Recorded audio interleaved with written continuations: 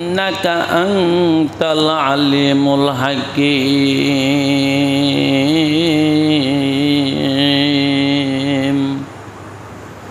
আল্লাহ তার কিতাবে হুকুম করছেন, নবী হে, আমি তো আপনাকে কাউসার দিলাম, আপনি আপনার উম্মতকে নিয়ে নামাজ পড়েন, কুরবানি করেন। ক্বালা আবু উমামাতা ইবনে সাহাল কুন্না নুসাম্মিনুল উদহিয়াতা বিল মাদিনাতি ফাকানাল মুসলিমুনা ইয়াসুম্মুনা।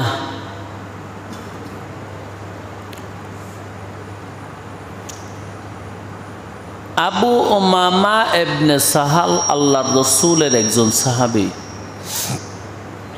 তিনি বলেন, আমি মদিনার মানুষ, আমরা পশুর কুরবানিকে লালন পালন করতাম। যে পশুটা কুরবানি করব ওটা আগের থেকে মোটা তাজা করতাম, তাকে আদর দিয়ে এক্সট্রাভাবে লালন পালন করতাম। শুধু আমি যে একেই করতাম তা না, কানাল মুসলিমুনা, অন্যান্য মুসলমানরাও কুরবানির পশুটাকে যত্ন করত, আগে থেকেই এক্সট্রা আলাদা করে রাখত এবং এটাকে মোটা তাজা করত। এই এবারটুকু আমি বুখারী থেকে নকল করেছি। এই হাদিসের মধ্যে মাসালা আছে যে কুরবানির পশুটা যাদের জায়গা আছে লালন পালন করার মতো, আগে থেকেই লালন পালন করা, এটা সাহাবাদের সুন্নত। আর সাহাবারা শিক্ষাটা পেয়েছেন নবী মুহাম্মদ সাল্লাল্লাহু আলাইহি ওয়াসাল্লাম থেকে। তো এই বছর হয়তো আমাদের সময় নাই, আমরা তো এক সপ্তাহ আগেও কিনতে রাজি না, রাখবো কই? অথচ আমরা যারা গ্রামের বাড়িতে থাকি কোনো ব্যাপার না, আরে আমরা তো গরু পেলেই বড় হয়েছি। বাপ দাদা 14 পুরুষ তো গরুই পালছে, পশুই পালছে, আরে এখনো পালতাছে গ্রামে ঘরে ঘরেই গরু। কিন্তু কুরবানিকে উদ্দেশ্য করে নির্দিষ্ট একটা পশুকে আগে থেকে লালন পালন করা, এটার মধ্যে আলাদা একটা তাজাল্লি আছে রে বাবা। কি তাজাল্লি! আহা, পালা জিনিসের জ্বালা বেশি, শুনছেননি কোনোদিন? না শুনছেনও না? আরে আমি তো জীবনে এরকমও দেখছি, পশু কুরবানি দিছে বটে, কিন্তু ওই মানুষটা আর ওই গোশত খায়নি। আমি এমনও দেখছি মুরগি জবাই দিচ্ছে, ঘরের সবাই খাইছে, ওই মহিলাটা খায়নি। মায়া লাগে। যারে এমন কইরা পুষলাম, হৃদয় দিয়া লালন পালন করলাম, ডাক দিলে মুরগাটা হাতের তালুতে বসতো, তারে আমি কেমনে খাই? আল্লাহ এই জন্যই সাহাবারা কি করতেন? নুসাম্মিনুল উদহিয়াতা, বুখারী শরীফের ইবারত, কিতাবুল উদহিয়া থেকে আমি নকল করছি। আমরা সবাই নুসাম্মিনু জমা মুতাকাল্লিমের সিগা, আমরা সবাই লালন পালন করতাম বিল মাদিনাতি, কুরবানির পশু। ওয়া কানাল মুসলিমুন ইসাম্মুন ইউসাম্মানুনা, সাম্মানা ইউসাম্মিনু, তাসমিন থেকে আমরা মোটা করতাম। যে যারা পারতেন না কেন, ইচ্ছা করলেই পারা যায়। একটু যাদের জায়গা আছে তারা ইচ্ছা করলে পারেন। আরে গরু পালতে হবে এমন কোনো কথা আছে? একটা ছাগলের বাচ্চাকে যদি 1 বছর লালন পালন করেন, এটার মধ্যে একটা তাজাল্লি পাবেন, নূর পাবেন, নূর। ওই 1 বছর বাচ্চাটাকে লালন পালন করে আজকে নিজের হাতে জবাই দিতেছেন, একটা ব্যথা আসবে, একটা দরদ আসবে, একটা মহাব্বত আসবে, একটা জ্বালা আসবে। ওইখানে দেখবেন আপনার একটা অন্তরে সবক অর্জন হবে। এমনিতেই রসুল্লাহর সাহাবারা লালন পালন করতো না। আরে মিয়া, কমসে কম 1 সপ্তাহ আগেও যদি কেনার পরে এটারে খের কুড়া বসিয়ে খাওয়ায়, ডেলি গোসল করায়, আমি মনে করি তাহলেও তো সাহাবাদের সুন্নতের কিছু একটা অংশ আমার মধ্যে এসে গেছে। আমরা তো অলস হতে হতে এমনই হয়ে গেছে, থাক ঈদের দিন কিন মনে বা একদিন আগের হাটে। আল্লাহ, তুমি আমাদেরকে রসুলের সাহাবাদের সুন্নতের উপর আমল করার তৌফিক দান করো। ওয়াকালা আবু উমামা ইবনে সাহাল, রসুল্লাহর সাহাবা, তিনি বলেন, ইন্না রাসূলুল্লাহি সাল্লাল্লাহু আলাইহি ওয়াসাল্লাম ইনকাফা ইলা কাবশাইনে আকরানাইনে আমলাহাইনে ফাযাবাহাহুমা বিয়াদিহি। ঈদের দিন সকালে রসুল নিজে হেঁটে তিনি লালন করা 2টা মেষ দুম্বার কাছে গেলেন। আকরানাইনে, দোনোটা দুম্বার খুব সুন্দর শিং আছে। আমলাহাইনে, দোনোটা দুম্বা মোটা তাজা। ফাযাবাহাহুমা বিয়াদিহি, আল্লাহর নবী সেই দুম্বা 2টাকে নিজের হাতে জবাই করেছে। এই যে আরেকটা মাসালা, এই আবারটুকু ওই হাদিসেরই অংশ। এবারটা ইমাম বুখারী রহমাতুল্লাহি আলাইহি বাবের মধ্যে আনছেন। বাপ কি জিনিস আলেম যারা আছে বুঝে। তো এই হাদিসের মধ্যে, এই অংশের মধ্যে মাসালা পাওয়া গেল যে নিজের পশুটা নিজের হাতে জবাই করা। নিজের পশু নিজের হাতে জবাই করবেন। মুহাম্মদুর রাসূলুল্লাহ সাল্লাল্লাহু আলাইহি ওয়াসাল্লাম, আপনি কি তিনের চেয়েও শৌখিন? না। আপনি কি তিনের চেয়েও শানদার মানদার? তাহলে কেন ইমাম সাহেবকে দিয়ে কুরবানি করান? তাহলে কি বুখারী শরীফের এই হাদিসের বাহিরে আপনি গেলেন না? জি, আসুন আপনার নিজের পশুটা নিজের হাতে জবাই করি। দেখেন না, একটু ব্যথা অনুভব করেন না। হুজুরে তো জবাই করে, এটা হুজুরের একটা দায়িত্ব।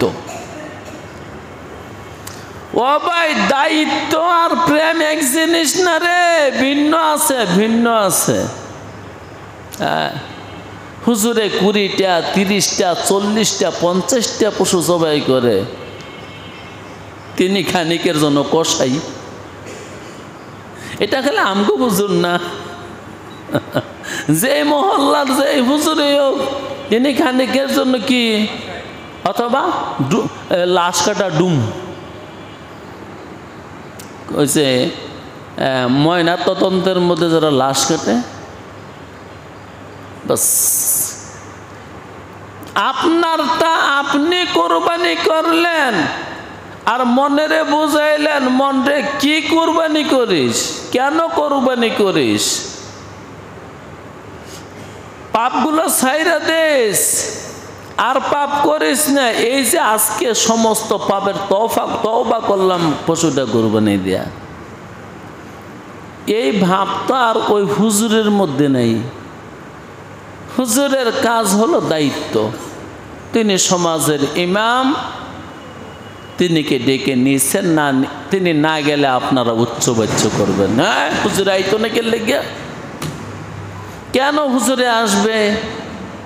যেখানে মুহাম্মদুর রাসূলুল্লাহ সাল্লাল্লাহু আলাইহি ওয়াসাল্লাম যাবাহাহুমা বিয়াদিহি, নিজের পশু দুইটা নিজের হাতে কুরবানি করলেন। রাজি আছেন? পাপ হবে না তো? সওয়াব হবে, সওয়াব। আল্লাহ ওই সময় মনটাকে বুঝান, মন কেন, মন রে কেন পশুটারে জবাই দিলে? তারও তো বাঁচার খুব ইচ্ছা ছিল, কি করলি তুই?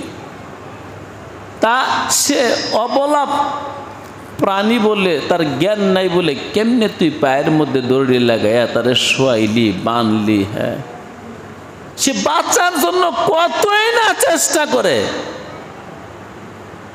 কত পশুকে ছুটে দৌড় দেয় না? দৌড়ের চোটে এমনও তো দেখা গেছে 2, 4, 5, 7 মাইল গেছে গা। আইরে, সেও তো বাঁচতে চাইছিল। মানব, তুই বাঁচতে দিলি না তারে কোন কারণে? হয়তো এই পশু জবাইটি তোর জাহান্নামের কারণ হয়ে দাঁড়াবে। যদি এই পশু জবাইটা আল্লাহর জন্য না হয়। এই জন্য আমি কয়েকদিন ধরে চিন্তায় আছি যে কুরবানিতে অংশগ্রহণ করব, কার লগে করতাম, কার সঙ্গে করতাম? যে মানুষটা সারা বছর নামাজ নাই, পর্দা নাই, সুন্নত কাম ছেড়ে দিলাম, ফরজের দাঁড়ে না, কাছেও যায় না, ওই মানুষটা কুরবানি করে কি ব্যাপার? আল্লাহু আকবার, কোনো ব্যাপার আছে না? 40,000 50,000 টাকা দিয়ে কুরবানিতে অংশগ্রহণ করছে। যে মানুষটা নামাজ পড়ে না, যে মানুষটার বউ পর্দাতে রাখে না, যে মানুষটা একটু জিকির করে না, যে মানুষটা একটু কোরআন তেলাওয়াত করার সময় পায় না, সে 50,000 টাকা দিয়ে কুরবানিতে অংশগ্রহণ। কেউ তো 1 লক্ষ টাকা দিয়া, কেউ 2 লক্ষ টাকা দিয়া, কেউ 5 লক্ষ টাকা দিয়া, কেউ আরো বেশি। অথচ মানুষটা অন্যান্য বড় বড় বিধানগুলো, শরীয়তগুলো তার বাড়ির দ্বারেও নাই, কাছেও নাই। আল্লাহ দেখেন, যেই কয়েকজনের শরীক হইলেন, এখানে যদি একজনের নিয়ত থাকে একটু এই দিক সেই দিক, আপনি কিন্তু বাদ পড়ে গেলেন গা। আপনিও তার সঙ্গে মিললে মাংস খাইছেন, কোরবানি হয় নাই। ওই যে প্রত্যেকটা পশমে একটা সওয়াব দিব, এইটা আর হবে না, কারণ একজনের নিয়ত খারাপ। শেষ। আল্লাহ, কত কঠিন বিষয়, কত কঠিন বিষয়, কত কঠিন বিষয়। এই জন্য ভাবতেছি, আমিও একটু অংশগ্রহণ করার নিয়ত করছিলাম। আল্লাহ আল্লাহ, তাইলে যার যার পশুটা নিজে কুরবানি করেন, এত বড় সওয়াবটা কেন ছেড়ে দিবেন? আল্লাহ আরেকটা হাদিস শোনাই। ক্বালা রাসূলুল্লাহ সাল্লাল্লাহু আলাইহি ওয়াসাল্লাম, মা মিন আইয়ামিল আমালিস সলিহি ফীহিন্না আহাব্বু ইলাল্লাহ মিন হাযিহিল আইয়ামিল আশর। আল্লাহ। ক্বালু ইয়া রাসূলাল্লাহ ওয়ালাল জিহাদ ফি সাবিলিল্লাহ, ফাকালা রাসূলুল্লাহ সাল্লাল্লাহু আলাইহি ওয়াসাল্লাম ওয়ালাল জিহাদ ফি সাবিলিল্লাহ ইল্লা রাজুলুন খারাজা নাফসুহু ওয়া মালুহু ফালাম ইয়ারজি মিন যালিকা বিশাইইন রাওয়াহুল বুখারী। এখন যে হাদিসটা পড়ছি এটাও আমি বুখারী শরীফ থেকে মতনটা লিখে আনছি, 969 নম্বর হাদিস। আল্লাহ আল্লাহ জনাবে মুহাম্মদুর রাসূলুল্লাহ সাল্লাল্লাহু আলাইহি ওয়াসাল্লাম বলেন, ঈদের আমাদের এই ঈদের চাঁদ উঠছে না হুজুর? আজকে 2 তারিখ। রসুল খুদা সাল্লাল্লাহু আলাইহি ওয়াসাল্লাম বলেন, এই প্রথম 10 দিনের ইবাদত এত দামি, কত দামি! রসুল্লাহ বলেন, একটা মানুষ যদি জিহাদ করতে চায় জান দিয়া মাল দিয়া, তার চেয়েও দামি এই 10টা দিনের ইবাদত। এই জন্যে শুধু দিনে না রাতে, রাতে না দিনে, যে যখন সময় পান অতিরিক্ত কথাবার্তা ছেড়ে দেন, তসবিহ পড়েন, জিকির করেন, নামাজ পড়েন, তেলাওয়াত করেন। রাসূল বলেন, যেই মানুষটা জিহাদ করবার জন্য গেছে জান নিয়া মাল নিয়া, যদি সে শহীদ না হতে পারে, গাজী হইয়া ফিরে আসে, ওই গাজীর ইবাদতের তুলনায় উত্তম। আমরা তো জীবনে যুদ্ধে যাইতেই পারিনি, জান লইয়া মাল লইয়া যুদ্ধের মাঠে যাওয়া যে কত বড় বিষয়, বাইরে জীবনে পীর সাহেব হওয়া এটা সহজ ব্যাপার, মুহাদ্দিস সহজ ব্যাপার, শাইখুল হাদিস পানিবাদ। আহা, কারণ যাইতেছি ফিরে আমু এমন কোনো লিখিত নাই। জিহাদ, আল্লাহু আকবার। তো যে মানুষটা জিহাদের জন্য বের হয়ে গেছে, জান লইয়া মাল লইয়া যুদ্ধ করছে, কিন্তু ভাগ্যে ছিল না শাহাদত, শহীদ হইতে পারে নাই। শহীদ না হইলে কি বলে হুজুর? গাজী। এই দেশের বহুত বেটার নাম গাজী লাগাই দিয়েছে, এখন 14 গোষ্ঠীর কেউ যুদ্ধ করছে না, মিশে মিশি নাকি? আমগো সব অবই মিশে মিশি। যেমন অনেকের জিজ্ঞাসা, কি তোমার নাম কি? আমার নাম আব্দুল্লাহ ভুইয়া। ভুইয়া ভুইয়া অর্থ কিও কইরে তো কইতেরি না, লাগাও যে বাবাই লাগাই, দাদা লাগাইছে, আমি লাগাই। আরে বেটা, ভূ সম্পত্তি যার হাজার হাজার একর, হ্যাঁ এলো ভুইয়া।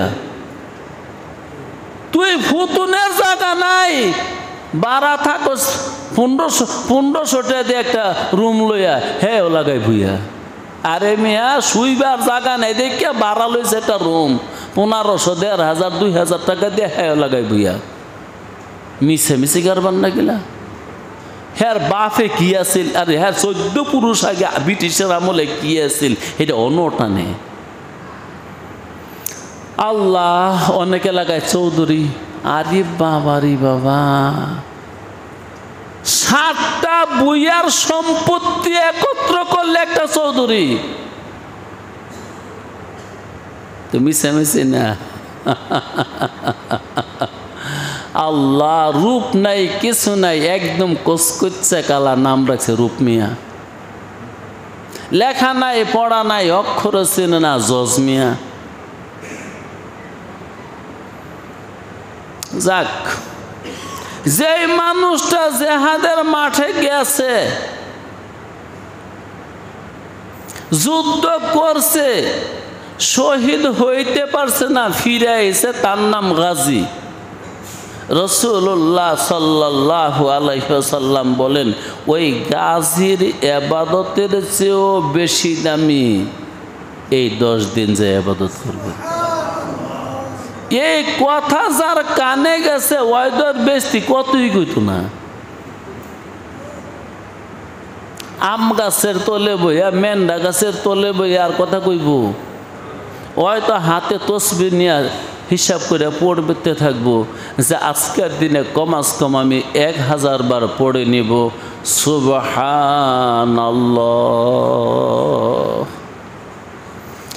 আল্লাহু আকবার। ওয়া কানা রাসূলুল্লাহ সাল্লাল্লাহু আলাইহি ওয়াসাল্লাম ইউকসিরুদ দুআ। এই 10 দিন রাসূলুল্লাহ বেশি বেশি দোয়া করতেন,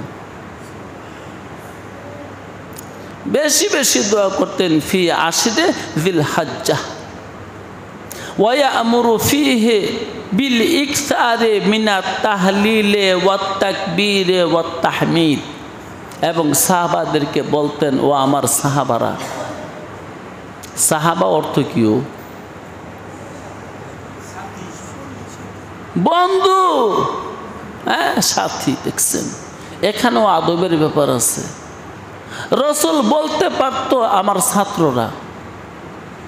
এই গৌরবময় কথা, এত অহংকারের কথা রাসূলের জবান বাইরে নাই। বলছে আসহাবী, ও আমার বন্ধুরা। চিন্তা করছেন, এলমে মারেফাত পড়তে পড়তে ঢুকানো, এলমে তাজকিয়া কথার ভিতরে ভিতরে ঢুকানো, লাইনে লাইনে। রাসূল বলতে পারতো, ও আমার ছাত্ররা, বলে নাই। বলতে পারতো, ও আমার মুরিদরা। কারণ প্রত্যেকটা সাহাবা রাসূলুল্লাহর হাতে বয়াত, প্রত্যেকটা সাহাবা রাসূলুল্লাহর হাতে বয়াত। ও আমার মুরিদরা, এ কথা বলেন নাই। ও আমার ছাত্ররা, এ কথা বলে নাই। কি বলছে? ও আমার বন্ধুরা। কত বিনয়! এজন্য আখলাক আর চরিত্র শিখলে মুহাম্মদুর রাসূলুল্লাহ সাল্লাল্লাহু আলাইহি ওয়াসাল্লাম থেকে শিখে নাও। তিনির চেয়ে বড় আদবওয়ালা মানুষ, আখলাকওয়ালা মানুষ দুনিয়াতে আসে নাই, আর কোনোদিন আসবে না। বরং বলা হয় 2,24,000 পয়গাম্বরের সব চরিত্র, স্বভাব, আখলাক দিয়া রাসূলুল্লাহকে দুনিয়াতে পাঠিয়েছে। যেহেতু তিনি হাবিবুল্লাহ, তো তিনির সাথীদেরকে বলতেন বিল ইকসারে মিনাত তাহলিলে ওয়াত তাকবীরে ওয়াত তাহমিদে। জাদুল মাআদ নামে একটা কিতাব আছে, হাদিস নাম্বার 3602।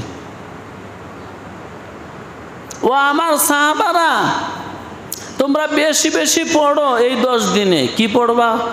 লা ইলাহা ইল্লাল্লাহ, লা ইলাহা ইল্লাল্লাহ পড়বেন। আমাদের সামনে কিন্তু দিন রয়ে গেছে, 1 সপ্তাহ পুরোই আছে। ওয়াত তাকবীর, তোমরা অধিক পরিমাণে পড়ো। আল্লাহু আকবার, আল্লাহু আকবার। দোস্তরে, আমি একটা ছোট্ট কথা কই, সেটা হলো কি, আল্লাহ দেখে ইবাদতটা সুন্দর কিনা। অনেকগুলা দেখে না, সুন্দর কিনা, পিওর কিনা, খাঁটি কিনা, শুদ্ধ কিনা। এই জন্য তাসবিহগুলাতে পড়বেন। হুজুরে আছে, একবার শোনাই নিয়েন, হুজুরও তাসবিহগুলা হয় আমার। কারণ মদ আছে, গুণা আছে, বর্ণের উচ্চারণের ব্যাপার সেবার আছে। হায় হতির জায়গার মধ্যে হায় হাওয়াজ পড়া কুফুরি, নামাজ ভেঙ্গা জায়গা। লিল্লাতুল কারির মধ্যে এটাই লিখছে, আলহামদুলিল্লাহ। আর কেউ বলল আলহামদুলিল্লাহ। নামাজটা ভেঙে গেছে গা। আলহামদুলিল্লাহি